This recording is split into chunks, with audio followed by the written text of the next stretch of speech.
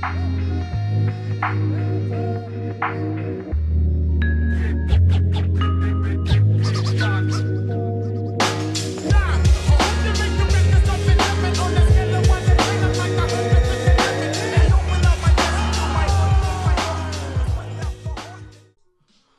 good, everybody? Welcome back to another episode of Combat and Kick It. You already know it's your host, Bando. We are back at it to talk about UFC 322.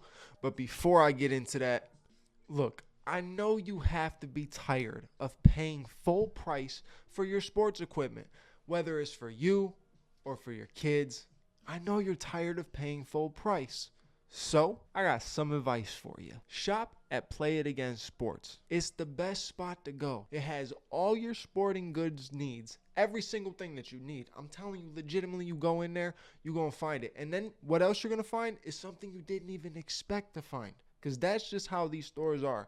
You have to respect the business and shop local. Do you really want to go give the big guy all your money?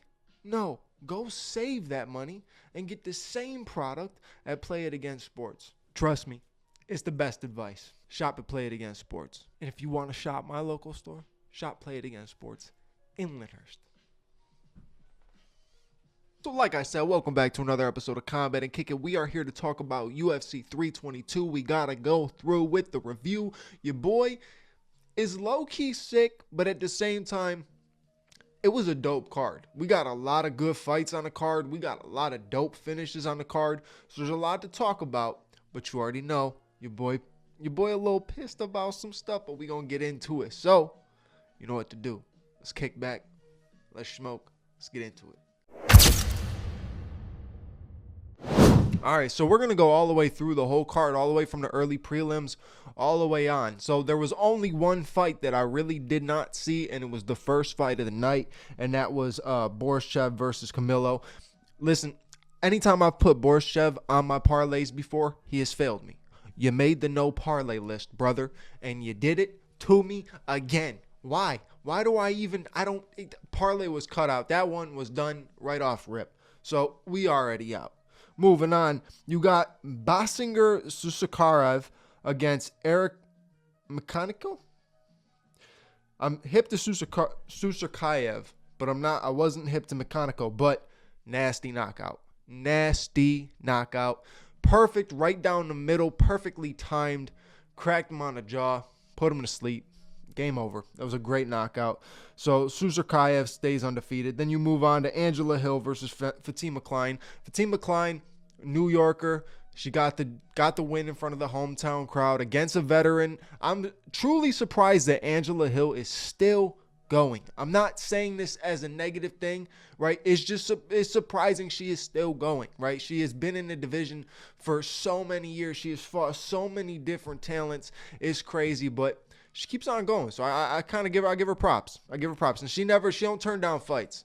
She does not turn down fights. She takes fights. She'll take fights on short notice, and she'll fight anybody. She'll be a gatekeeper. She'll be somebody who's going to fight somebody on their debut. It doesn't matter. She's just willing to go out there and fight. And I give Angela Hill props for that. Then you move on. Pat Sabatini versus, I don't know, is it Chepe Mariscal? Chepe or Kepe? Either way, brawl. Slugfest, good wrestling. It was just a good mixed martial arts fight. It was action-packed. And when you get stuff like that on the early prelims, that makes more people want to tune into the early prelims. So great fight by both of them, but Pat Sabatini got the win. It was a decision win. I figured it was going to go in Sabatini's favor. It just seemed like he was landing a little bit more damaging shots, and obviously he had the groundwork to go with it. So, yeah, it's a fair one. So now you move on to Kyle Dawkins versus Gerald Meerschaert. I feel bad for GM3. Lost this fight in 50 seconds. Kyle Dawkins drops him, then gets him in a submission. That's pretty much the essence of the entire fight. He dropped him. Beautiful shot. Jumped on him. Landed a little bit of ground and pound. Went for, I think it was a Darce choke. Got it finished with it. Got the submission. 50 seconds. Good win by Kyle Dawkins. Just tough night for Gerald Meerschaert. So now we're out of the early prelims and we're going into the prelims now. So let me get ready for this one. Malcolm Wellmaker, I want to introduce you to something, my friend. The no parlay list. Minus 1,000 favorite. Gets beat by some guy on short notice making his UFC debut. Now, most of the time, though, you do see a guy making his short notice debut, and it's clear as day he's not ready for the UFC yet. Ethan Ewing, exact opposite. That man came in to fight. He came in to scrap. I gotta give boy props. That man was in there scrapping, throwing fantastic shots, good head movement, good counter punches. He was returning every shot after he was getting hit. Malcolm Wellmaker kind of seemed like he was just going to that instinct of looking for a finish, just trying to go for the kill when there wasn't any opportunity to go for the kill. He was lunging for his punches, leaping and throwing them. He was landing good shots, but nothing that was really getting the respect of this kid on his debut. Like, it's his debut, and he went in there and just scrapped with an undefeated fighter and gave him his first loss in the UFC. Very impressive win by Ethan Ewing, but I was sick because Malcolm Wellmaker, I had you on a fantastic parlay, man. It was so good. It was so good. I thought it was good. I actually missed 3 on this parlay, but it was 12 legs. Missing 3 on 12 legs, that's not that bad, and my picks weren't bad. I had Malcolm Wellmaker, minus 1,000 favorite. You would have thought he would have got it done, but Ethan Ewing, you got a new savage in the building, so I'm interested in seeing more from this kid. Can I call him kid? How old is he?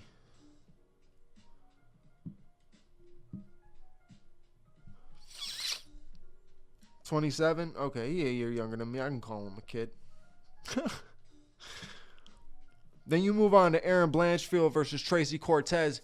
Erin Blanchfield gets the revenge she wanted and gets a submission win. Good win. She put the work to Tracy. She went right at her. You know, Tracy's a good fighter. She really is. She's good technically. She's clean, but sometimes it seems like she's just missing a step in every single fight. Anytime that, even if she wins the fight, she just seems like she's missing one little step to become a really good fighter. And Erin Blanchfield got it done. Erin Blanchfield's been making statements. She puts in work. She goes out there, gets wins against top names, right? I thought she was soon to be next in line for a title shot. I think this is really going to elevate it now, but it was a great win, good submission win. So good for Erin Blanchfield.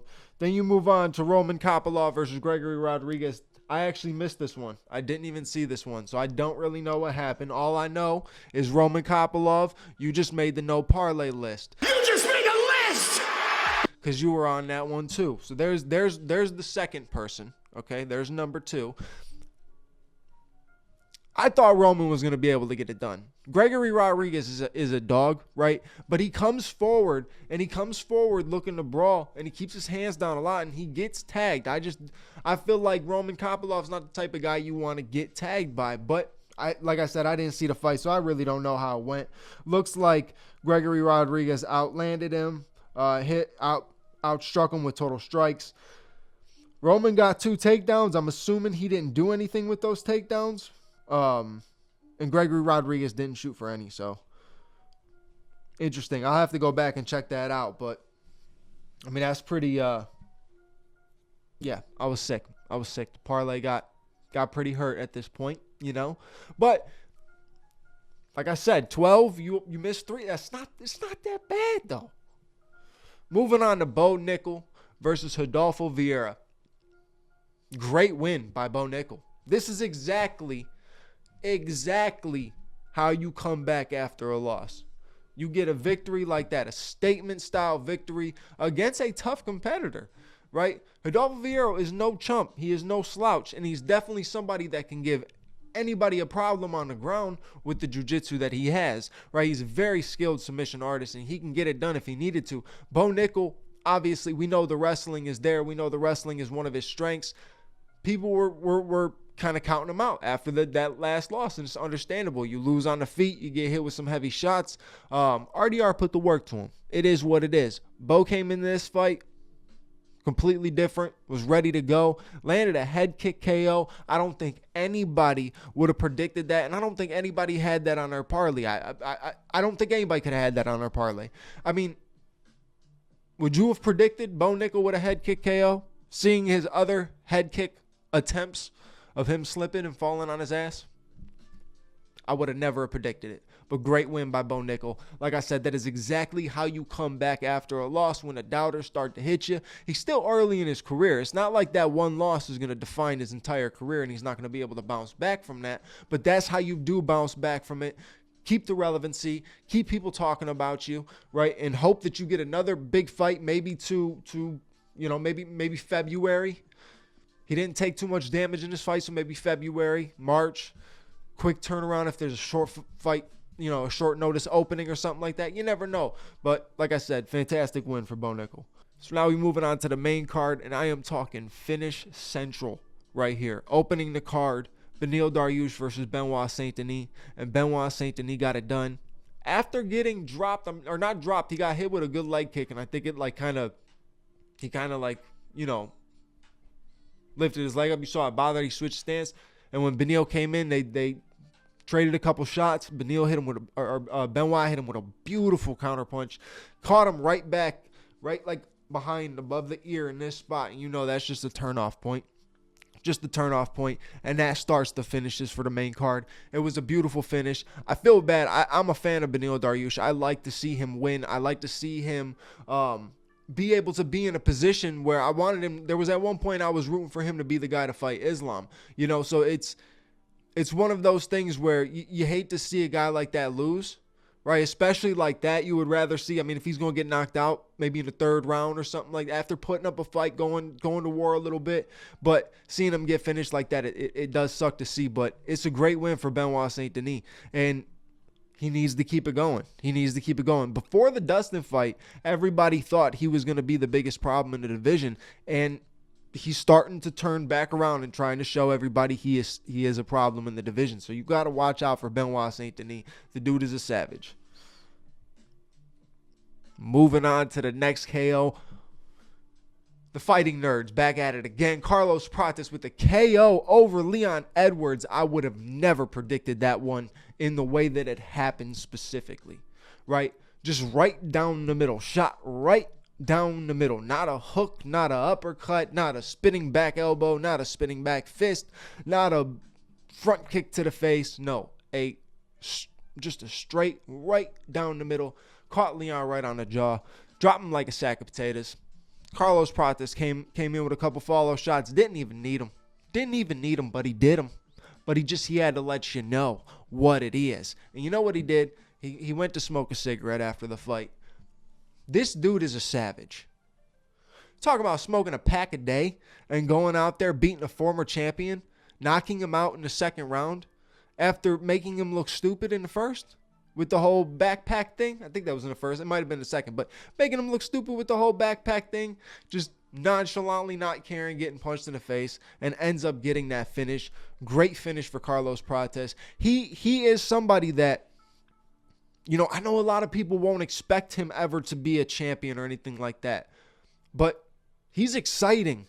That's the stuff that people want to see right there. The stuff that Carlos Prates is doing, that's what fight fans and people who are not fight fans that are coming over to become fight fans, that's what they want to see. That's what the casual eye wants to see. That's even what the hardcore diehard fans want to see. We want to see finishes like that. We want to see a fighter where you're paying every time to see this fighter because you're going to get something exciting out of it.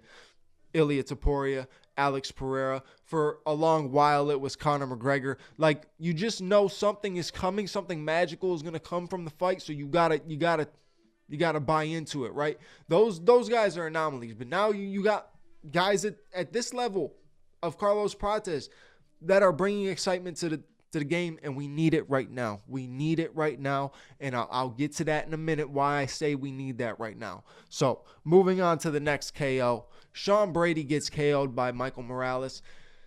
Look, this is how I viewed this fight. Either Sean Brady was going to go in there and lose the first round, not lose in the first round, lose the first round, make the adjustments, control 2 and 3 with the wrestling, get the win. Kind of wear Michael Morales out a little bit and get the second round, third round win. That didn't happen. This was number 3 on my parlay, in case you were wondering. But I really thought Sean was going to be able to do it. I thought Sean has that He's been in there. He's taken the loss before. He's fought some top guys. He just beat a former champion. Thought maybe he'll go in here, have a little issue in the first round, because Michael Morales, as he shows, very dangerous in the first round. Get past the storm, weather the storm, get the wrestling going. It didn't happen. Didn't happen. Gets finished by Michael Morales in the first round. But Michael Morales is a dog. And people say, make Michael Morales versus Carlos Prates. Take my money. Book it. Take my money. You know something exciting is going to come from that. There's no way that's going to be boring. Oh, man. How many times have we said that before? Oof. We've said that multiple times before, and it ended up being boring. So that's the perfect word to lead into these next two fights. Boring. Now, I'll give Valentina versus Weili one thing. Valentina, she did work a little bit of striking. She landed some shots that hurt her. You know, I think personally, if there was a little bit more aggression behind the way that Valentina fights, and not such a point style, just more aggression behind the way she fights, and she kind of just backed off the wrestling a little bit, I think she could have got a finish on the feet if she would have just pressured the body. Those body shots were bothering Weili, the knees, the kicks. If she would have just pressured the body more, I think she could have got a finish. But she likes to just coast and be able to get a win. And I'm just tired of, you know, I get it. You're a champion. You're trying to defend your title. You're trying to set records and stuff like that. Totally understandable. Just from a fan's perspective, sometimes it's boring as fuck. Truth is the truth. And no, don't come at me with that dumbass, oh, this is MMA, man. If you don't like when they mix the martial arts, then go watch Glory Kickboxing. Get the fuck out of here with that. Because you know, when you watch 25 minutes of a fight and 19 of those minutes are spent on the fucking ground with nothing going on, you mean to tell me you're excited watching that? You get the same excitement watching that as you get when Alex Pereira lands that left hook and puts somebody to sleep? Stop it.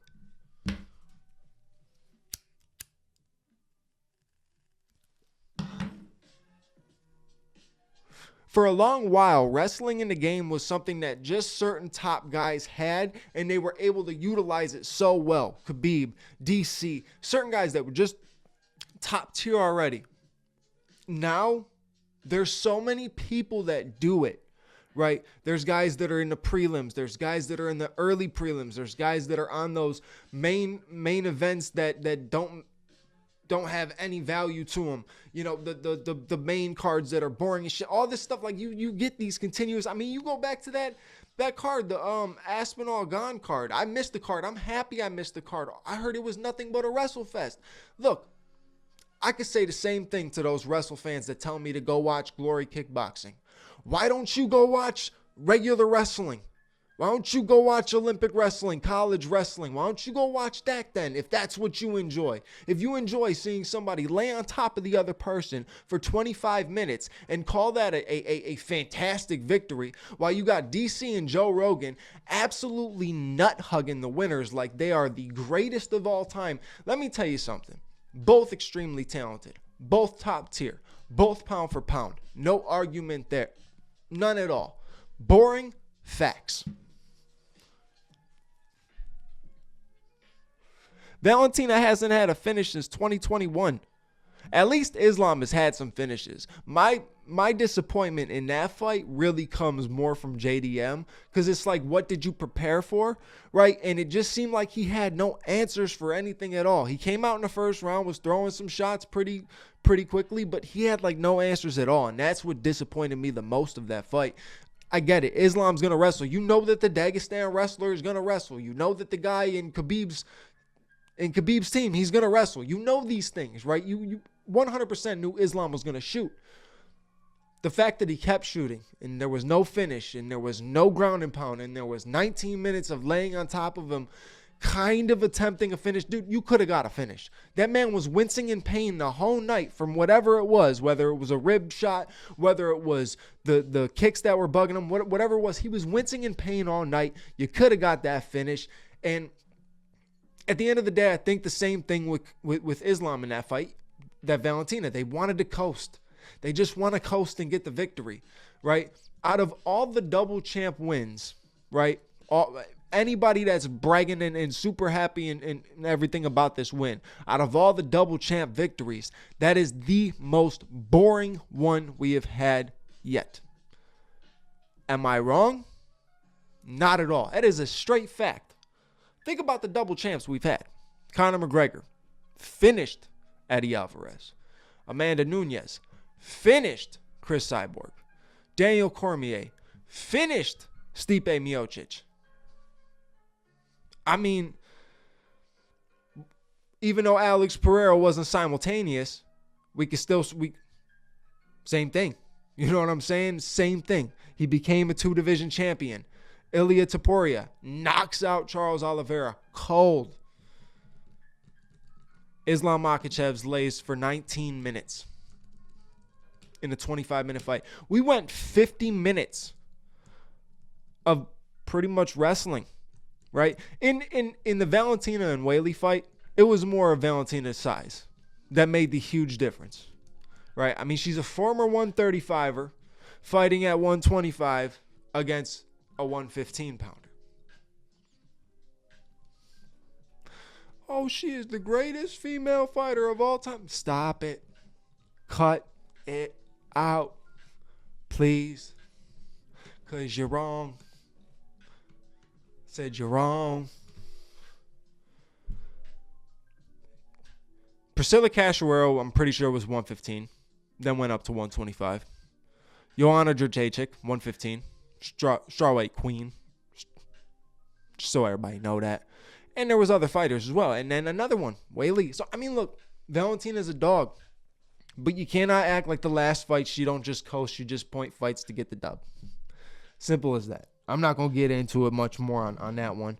We'll talk about this Islam and JDM fight real quick a little bit more. What was JDM preparing for? With Craig Jones in the corner, I thought you were going to have some type of strategy to either, one, get back to your feet or damage the man on the way down. Something. You had no answer. Now, granted, if he was suffering a rib injury or some sort of injury that he was just trying to push through the fight with, okay, so be it. But at the same time, it didn't even look like you trained for Islam Makhachev. As soon as I saw him pushing him back in the first round, when he started putting the pressure on him, I'm like, this is beautiful. This is beautiful. But the shot's coming. The shot is coming. The shot is coming. If I'm sitting there on the couch saying the shot is coming, how do you not know, Jack? How are you not ready for it, Jack? It baffles me sometimes. Absolutely baffles me. How are you not ready for it? And how do you not have an answer to get back up? Craig Jones trained Alexander Volkanovski, who went from 145 to 155 to fight Islam. And he was getting back up. He was stuffing takedowns. He was defending submissions all night. Getting back up, damaging Islam on the feet. Knowing that a 145er of Volk did more damage than JDM. Dustin did more damage than JDM. It was a sad performance from a 170 champ, if I'm being honest. But Jack's got now this is the Bo Nickel effect right now. Jack has to come back and have a crazy win. But knowing the UFC, they going to bury him with a terrible matchup. That's how they do it. It's almost like WWE. Now you got to get buried with a terrible matchup. Probably going to happen, but either way, Jack has to come back and make a statement. What's next for Islam?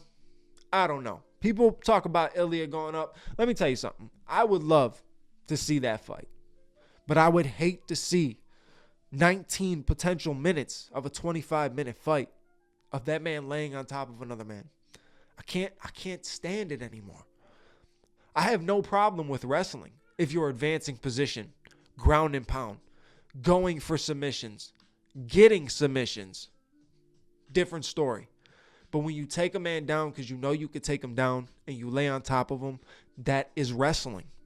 That's not mixed martial arts. So all the people that say, oh, well, you don't like when they mix the martial arts, they're not mixing the martial art. They're just wrestling. Are you not getting it? Okay, that's the end of my TED Talk. I appreciate you guys for watching this episode. You know what to do if you enjoyed. Like, comment, subscribe, hit the bell notification button so you know when the next episode is out. And I'll catch you on the next episode. Your boy Bando is out.